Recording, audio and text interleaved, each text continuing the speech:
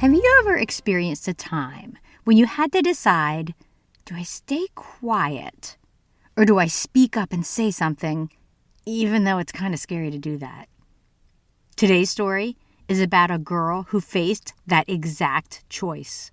Her name was Esther, and her courage didn't just save her life, it saved an entire people. So sit back, relax, kick off your shoes, and for the next few minutes, reimagine this. Esther didn't start her life as a queen. Not at all. She was a young Jewish girl living far from home. Her people had been taken from their land and were now living in Persia. Esther wasn't raised by her parents, but by her cousin Mordecai, who cared for her like a daughter. One day, the king of Persia, King Xerxes, decided he needed a new queen. So young women from all over the kingdom were brought to the palace, and one of them was Esther. But there was something important that she kept secret. She didn't tell anyone that she was Jewish. After a long process, the king chose his queen. Who do you imagine it was? Yep. Well, if you said Esther, you're right. Just like that, an ordinary girl became queen. Meanwhile, Esther's cousin Mordecai worked at the king's gate. One day, he overheard a plot to harm the king, and he reported it, saving the king's life. At the same time, a powerful official named Haman rose to power. Haman wanted everyone to bow to him, but Mordecai refused. He knew it wasn't right to bow to people. This made Haman furious. But instead of just punishing Mordecai, Haman came up with a terrible plan. He tricked the king into making a law that said on a certain day, all the Jewish people would be destroyed. All of them wiped out. And remember, no one knew that Queen Esther was Jewish. Well, before long, Mordecai heard about this law, and he was devastated. He sent a message to Esther. "You have to go to the king and beg for mercy," he said. But this wasn't something easily done. You see, no one, not even the queen, could go to the king without being invited. If they did, they could be killed, unless the king chose to spare them. Esther was afraid. This wasn't just uncomfortable, this was dangerous. Mordecai sent another message that changed everything. He said, "Who knows if you have come to your royal position for such a time as this?" In other words, what if this is the whole reason why you're queen? To save our people?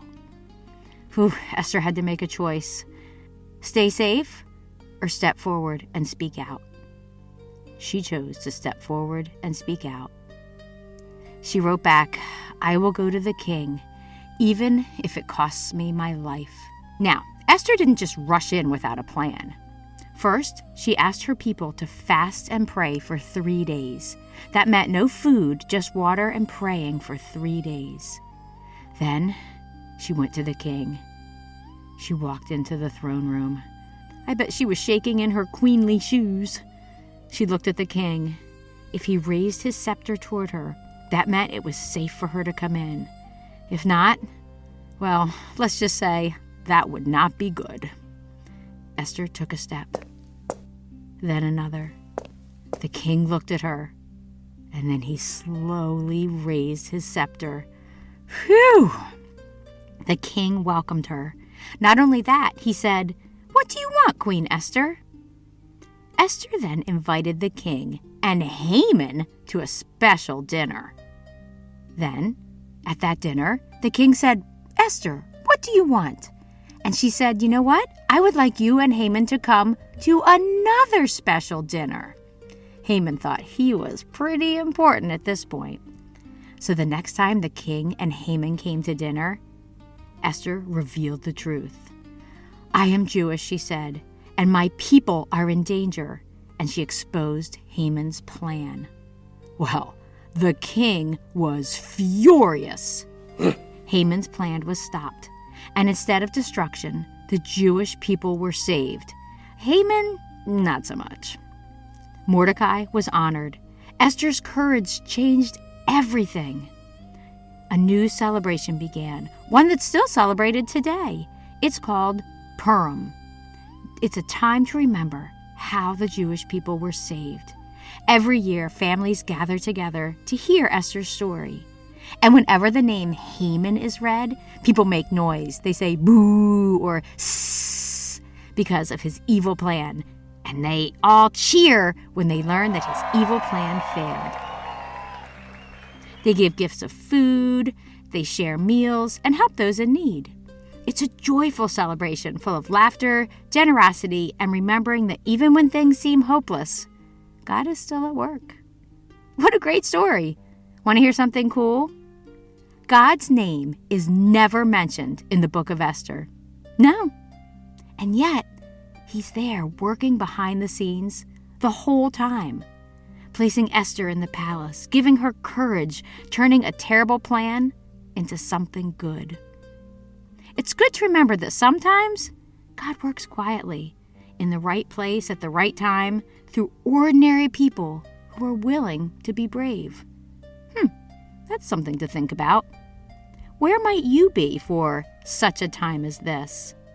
Is there something you need to have courage about? A place where you need to speak up, stand up, and trust God? Because like Esther, you might be right where you are for a reason. Thank you so much for listening today, and I hope you have a great week. I look forward to talking to you again soon. Bye.